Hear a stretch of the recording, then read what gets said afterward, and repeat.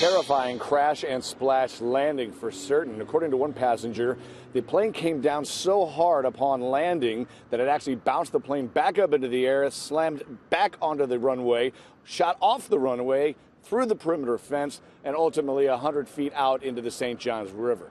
Keep in mind, it was very stormy around that time of night. A lot of rain had come down and lightning was in the air, and it was total darkness as well.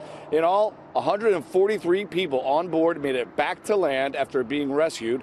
A little bit wet, but most importantly, alive. That's 7 crew members and 136 passengers with a very, very scary story to tell.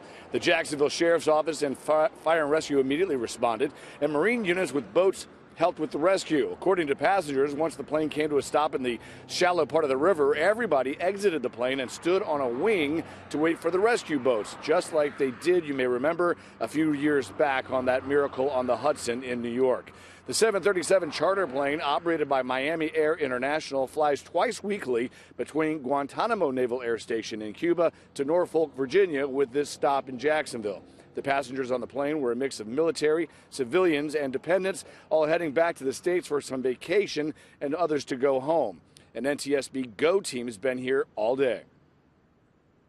The pavement is not grooved. What that means is a grooved pavement allows water to flow off the runway faster in the event of heavy rain.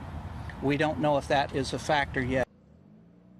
It is very, very early in this investigation. Keep that in mind. The plane ended up in the shallow water where it still remains. Part of its nose broke off during the crash. No word on when they're going to float or tow that plane back onto land. A lot of jet fuel has leaked, and containment booms are surrounding the boat right now. Investigators have recovered the flight data recorder in excellent condition, and it's in fact already off to the lab.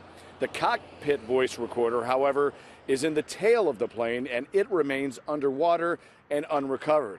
And there were an unknown number of pets that were on board that plane, not in the seating area with all of the passengers, but down below in the belly of the plane in the cargo hold. These were cats and dogs from some of the passengers traveling with them. That part of the plane remains submerged, and not a good outcome for all the pets, sadly to say. Yeah, Rick? No doubt. Phil Keating in Jacksonville. Phil, thanks very much.